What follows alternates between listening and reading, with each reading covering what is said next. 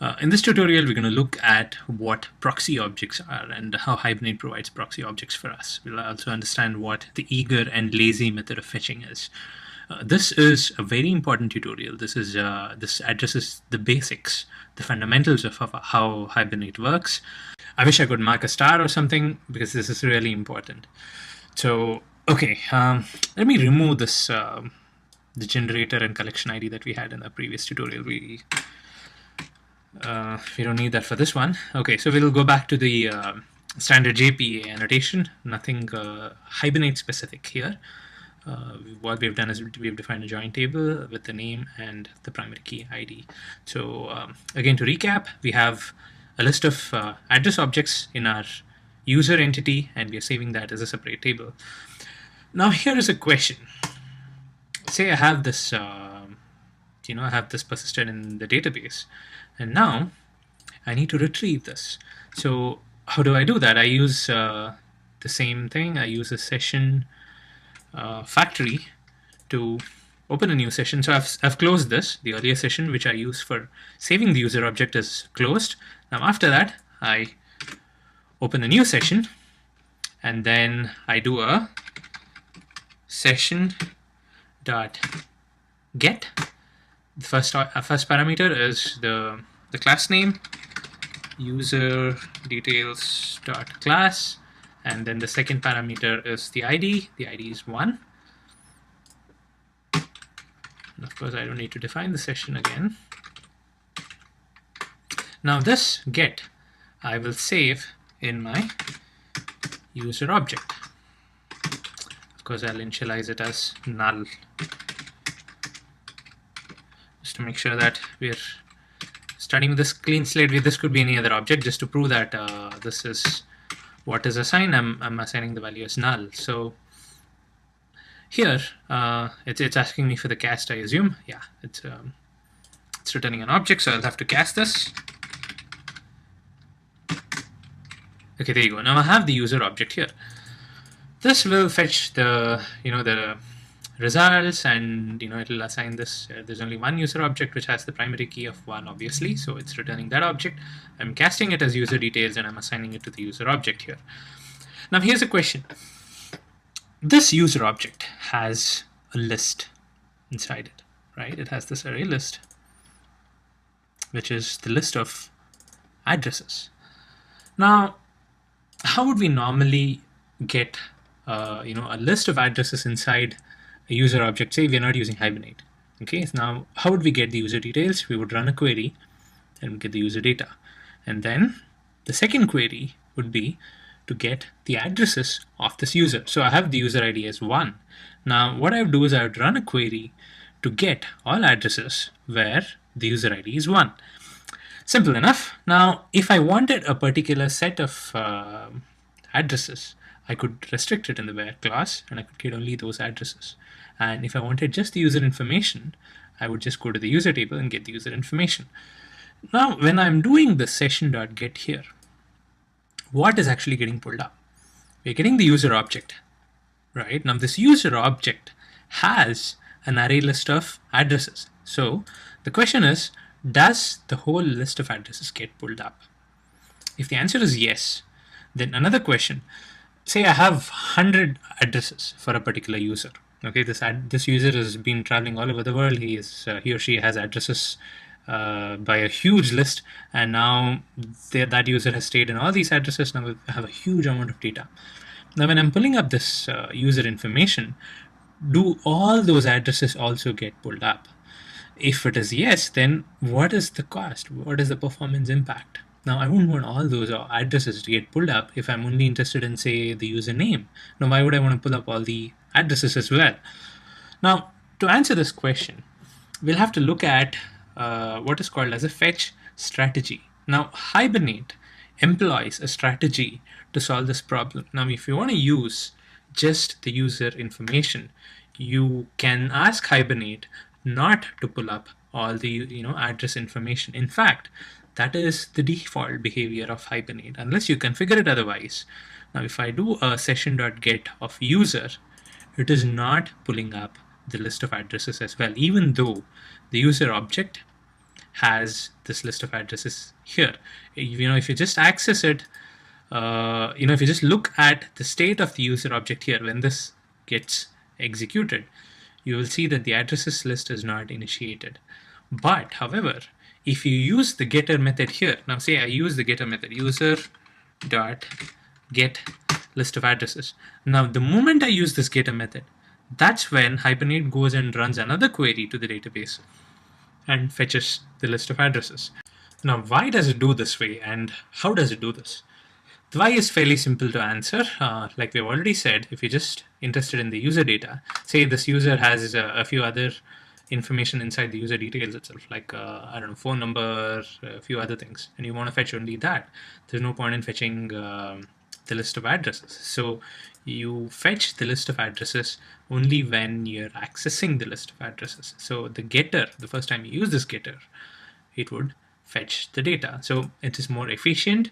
It doesn't just pull up all the data that's there and say my user details has 5 such lists like this, and each list has 100 objects inside it.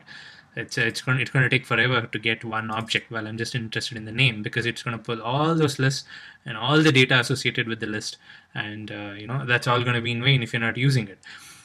So the why is fairly clear. You use it only, you get it only when you use it. So this kind of strategy is called lazy initialization in Hibernate. So what lazy initialization means, that you do not initialize the entire object. You only initialize the first level variables, the first level member variables of the object, and then you initialize the lists only when you actually access it. So that's lazy.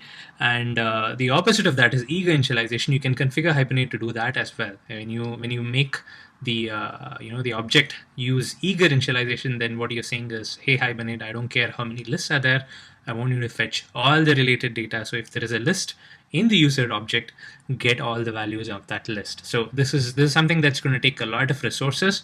It's going to take a lot of time. So we should do this only if we need it. Otherwise, you have to stick to the defaults, which is lazy initialization.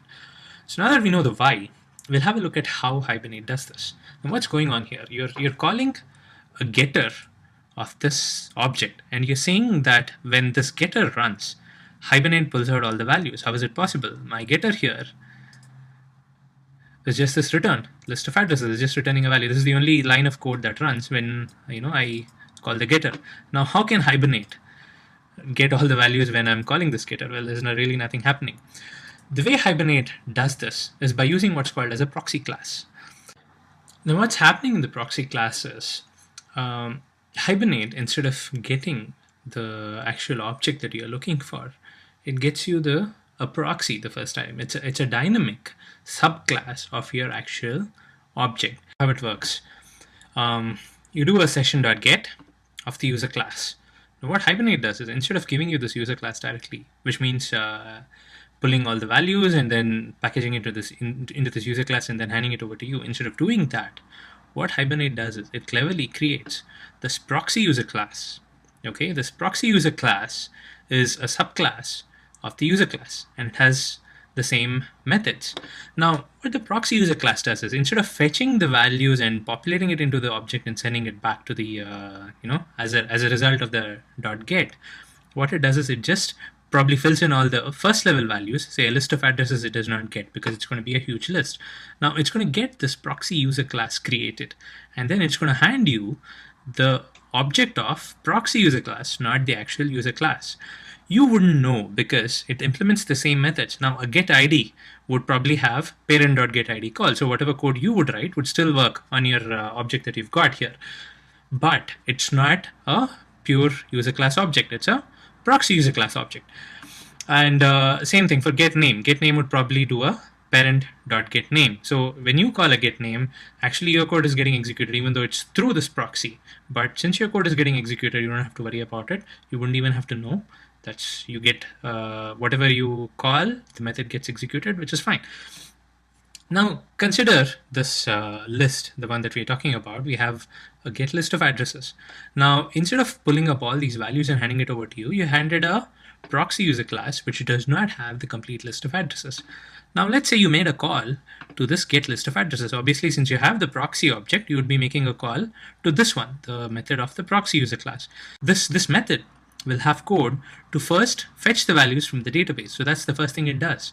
It just executes the query to fetch the records from the database and populate the list of addresses member variable. After it does that, then it does a parent dot get list of addresses. So after it gets all the values, then it calls the parent method. So your getter will run fine, but then what's actually happening is before your getter runs, it pulls up all the values from the database. So this ensures two things. One, you don't have to worry about what object you're getting. Your object that you get is still a user class. It fulfills the user relationship because you're having a subclass here. But since you're having a proxy, it makes a call and gets the records just in time, and it then calls the parent object's method, so that as far as the consumer of the object is concerned, they don't have to worry about whether they've got a proxy or they've got an actual object. Everything works fine, but as far as understanding Hibernate is concerned, this is what's happening behind the scenes. Hibernate is providing a proxy, and then it's returning an instance of the proxy. In order to validate our understanding, let's do a quick check. I will get the size of this list of addresses and I'll print it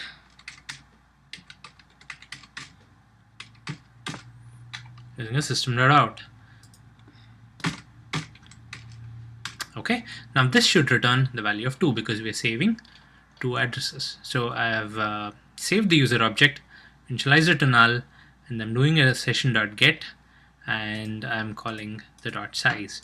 So if I run this, what happens is Hibernate is pulling up a proxy object here for the user, and I'm calling the get list of addresses dot size of this proxy object. Now the proxy object, when it sees this get list of addresses, it's going to fetch the values from the database and it's going to print out the size.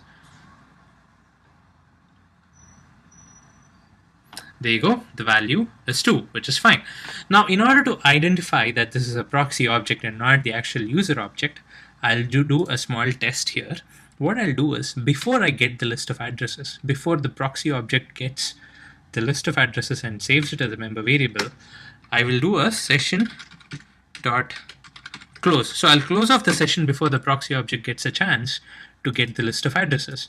Now what happens when I access this after the session is closed? Now after the session is closed, the proxy object does not have a session for it to get the list of addresses, so we'll end up with an error. Let's test that out. I execute this.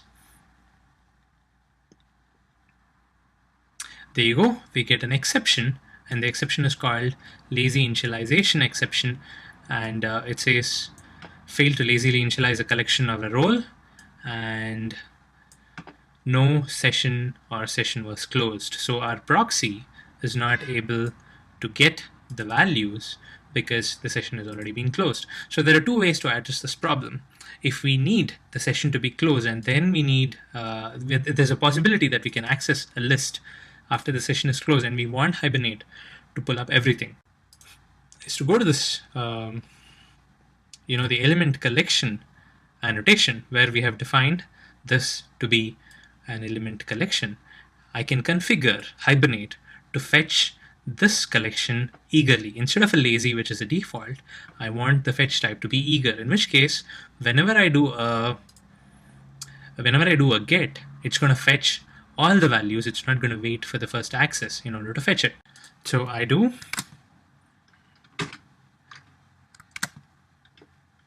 fetch type, fetch equals, again if I press Control space, I come up with two options. Eager and lazy both are enumerations of the fetch type, so I make it as eager and save, and when I run this again,